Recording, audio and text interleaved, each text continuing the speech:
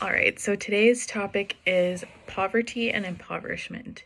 So many people assume that poverty is one of the leading factors of poor health outcomes, and that may be true in some areas of healthcare. And we even talked about this back when I was in nursing school in relation to global health, how especially in areas where healthcare is less developed or there's less access to things like emergency healthcare, that poverty may have a strong correlation to worse outcomes.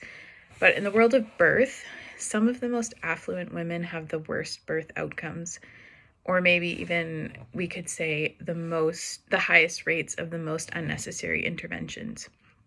So when we refer to poverty, we're usually referring to financial and material circumstances of a person's life, but we may want to consider, can you be impoverished in various senses without actually being in poverty? So poverty is usually understood to mean a state or condition in which a person lacks the financial resources and essentials for a certain standard of living. Whereas impoverished can mean something like of a person or area, speaking of a person or area, to be made poor, and it can also mean to be deprived of strength or vitality. Now, when women are pregnant, or in the childbearing continuum from prenatal to postpartum, which by the way is more than 6 weeks, what they generally need the most is time, energy, and attention, or in short, nurturing. And this doesn't just mean food or education, although those things are important, but they're generally the go-to things along with medical screening that we think is most important for the pregnant or postpartum woman. And in considering this topic, Wapio shared that there was more solidarity and community in the people who were poor in her practice than in the resourced women, which I just thought was so fascinating.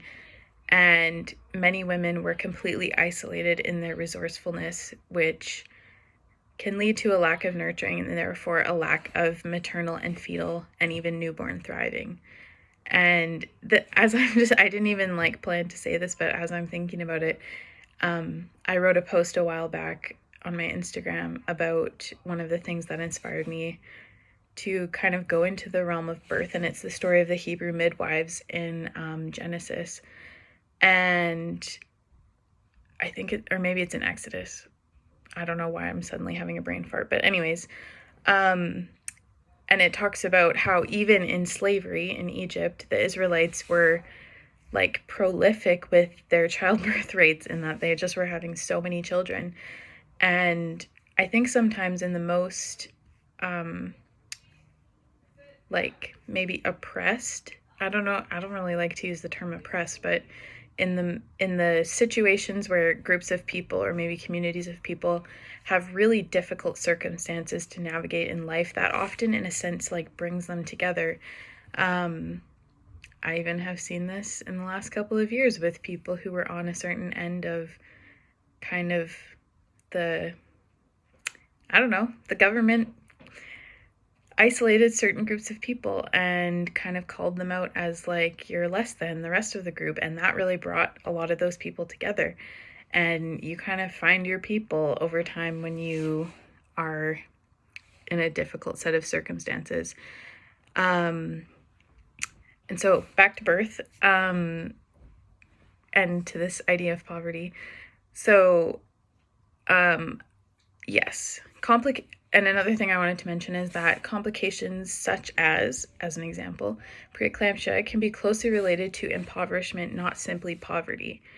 So with something like preeclampsia, there are situations where it's likely caused by nutrition, or I should say a lack of nutrition, and consequences.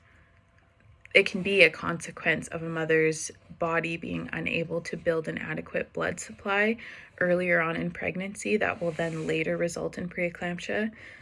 But for cases where she has good nutrition and has good access to quality foods, has good education on diet and pregnancy, what other causes could there be? So we still see this in women who have good diets and also are not poor. So maybe there's a sense of impoverishment that's happening that's causing this physiological process in the body, even though she maybe is having a really good diet.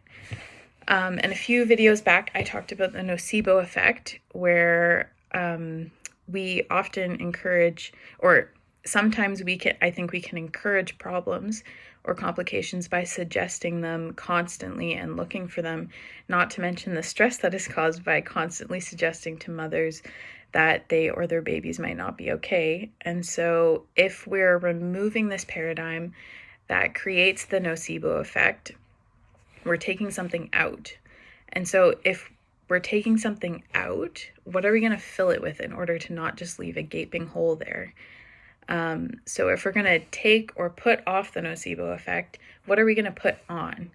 So women, generally speaking, want midwives, and they want to be nurtured, and they don't want to be disturbed in birth. That's some of the, if we really think about what women want the most in birth, I think that's what a lot of women do want. And so if we're going to take off isolation and fear and uncertainty and disconnection and power dynamics where rank gets pulled on moms and suppression of maternal and even paternal instincts too, we might want to consider how we can put on community and sisterhood and peace with the journey and acceptance of what may come and time and energy and attention and ability to communicate as care providers with the moms that were and dads that we're working with emotional clarity and sensitivity and encouraging of parental instincts. And if mom says everything's okay, I feel great, or I really don't want to be in that position because I feel like it's not going to be good for me or my baby, or I don't need that monitor, I know everything's fine, she's moving around great, then trusting those parental instincts. And overall, I think we want to put on and consider how we can really encourage and promote and increase nurturing of the mother and the baby. So that's a few thoughts. I'm sure there's much more we could say on this topic. Let me know if you have any thoughts about it in the comments, and thanks for watching. I'll see you next time.